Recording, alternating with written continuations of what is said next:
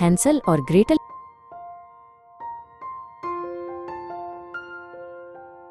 एक विशाल और छायादार जंगल के किनारे एक छोटी सी लकड़ी की कुटिया थी, जहाँ एक गरीब लकड़हारा अपने दो बच्चों हैंसल और ग्रेटल के साथ रहता था।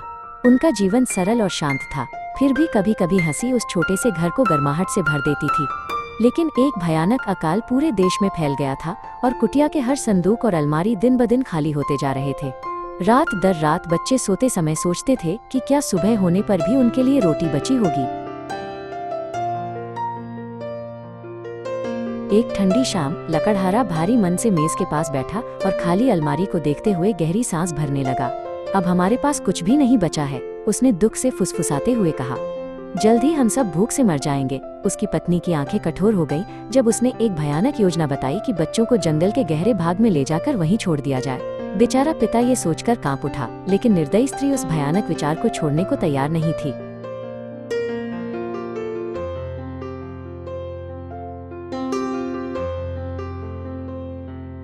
हालांकि घर शांत हो गया था, फिर भी हैंसल और ग्रेटल अंधेरे में जाग रहे थे। दरवाजे के पार अंधेरे कमरे में सौतेली माँ की कही हर बात हैंसल ने सुन ली थी। ग्रेटल धीरे धीरे रोने लगी, क्योंकि वो उस भयानक भाग्य से डर गई थी जो उनका इंतजार कर रहा था। चिंता मत करो, हैंसल ने धीरे से कहा, मैं हमें फिर से घर ले जाने का रास्ता ढूंढ लूंगा।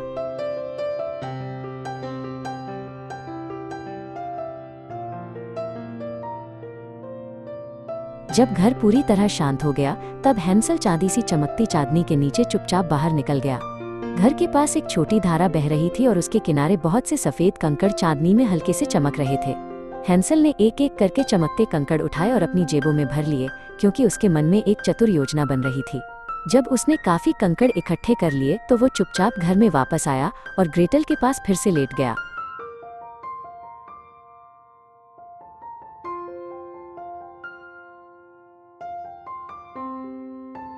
अगली सुबह उनकी सौतेली माँ ने उन्हें बहुत जल्दी जगा दिया और हर बच्चे को रोटी का एक छोटा टुकड़ा दिया।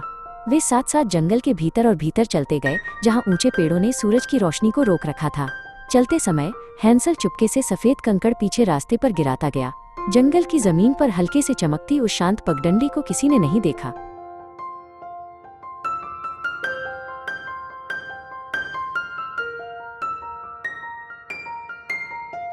आखिरकार उनके पिता एक छोटी खुली जगह पर रुके और आग जलाई और बच्चों से कहा कि वे वहीं गर्म रहें जबकि वो लकड़ी काटने जा रहे हैं।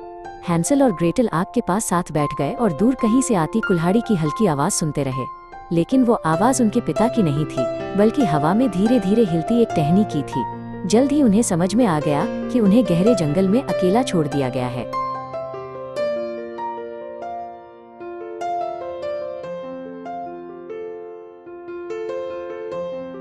जब चांद आकाश में ऊंचा उठ गया, हैंसल ने धीरे से ग्रेटल का हाथ थाम लिया।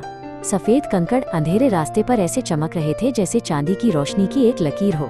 पूरी रात वे उन चमकते पत्थरों का पीछा करते हुए जंगल से गुजरते रहे।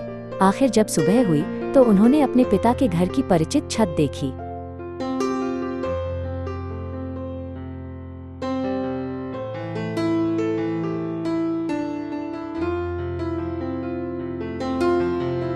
कुछ समय के लिए परिवार फिर से साथ हो गया और बच्चे घर लौटकर खुश थे। लेकिन अकाल पहले से भी अधिक कठोर हो गया और भोजन और भी दुर्लभ हो गया। एक बार फिर अंधेरी रात में सौतेली माँ ने अपनी क्रूर योजना फुसफुसाई। इस बार उसने जिद की कि बच्चों को जंगल के और भी गहरे हिस्से में ले जाया जाए।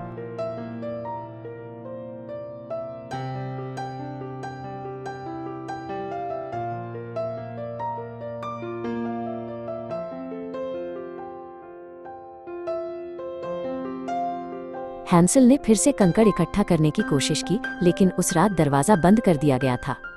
इसलिए उसने चुपचाप अपनी रोटी को छोटे छोटे टुकड़ों में तोड़ लिया। जंगल में चलते हुए उसने उन टुकड़ों को रास्ते पर गिरा दिया। उसे उम्मीद थी कि वे उन्हें एक बार फिर सुरक्षित घर तक पहुंचा देंगे।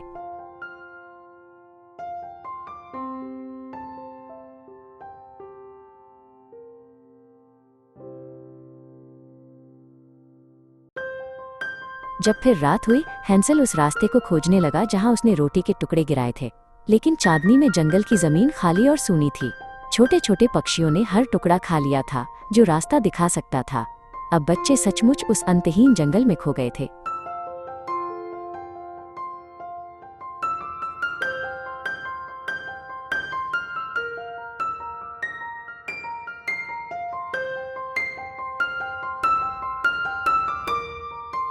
जब बच्चे दुखी होकर पेड़ों के बीच भटक रहे थे, तभी एक सुंदर सफेद पक्षी दिखाई दिया।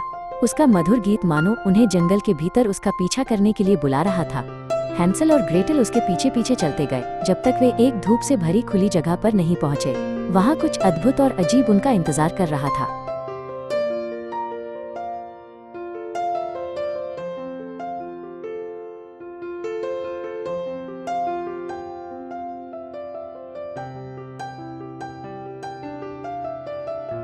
उस खुली जगह में एक छोटा सा घर खड़ा था, जो पूरी तरह केक, चीनी और मीठी रोटी से बना था।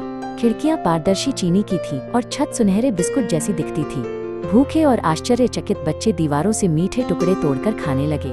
तभी घर के भीतर से एक अजीब आवाज आई।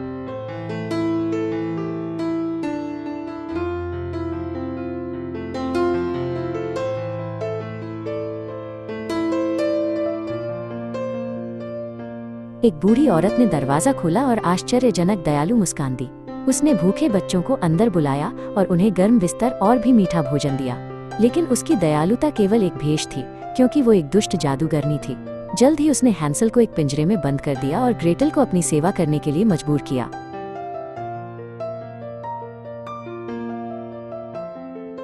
हर दिन जादूगरनी पिंजरे के पास आती और हैंसल से अपनी उंगली बाहर निकालने को कहती, ताकि वो महसूस कर सके कि वो खाने के लिए मोटा हुआ है या नहीं।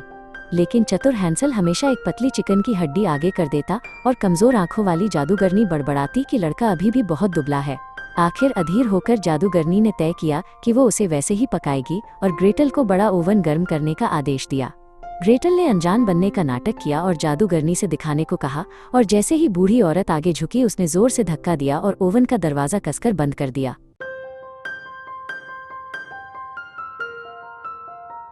हैंसल को पिंजरे से आजाद कर दिया गया और बच्चे राहत और खुशी से एक दूसरे से लिपट गए।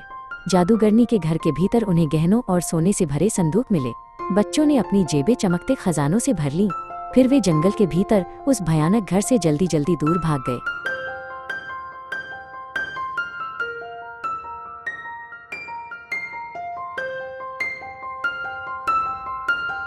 एक दयालु बतख की मदद से चौड़ी नदी पार करने के बाद हैंसल और ग्रेटल जंगल में चलते रहे, जब तक कि पेड़ धीरे धीरे परिचित से लगने लगे।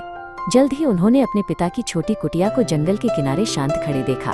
उनके पिता खुशी के आंसुओं के साथ दौड़ते हुए आए और बच्चों को कसकर गले लगाया और बताया कि उनकी क्रूर सौतेली माँ उनके जाने के दौरान मर गई थी। जादूगरनी के घर से लाए गए गहनों के कारण ये परिवार फिर कभी भूखा नहीं रहा और शांति और खुशी से साथ रहने लगा।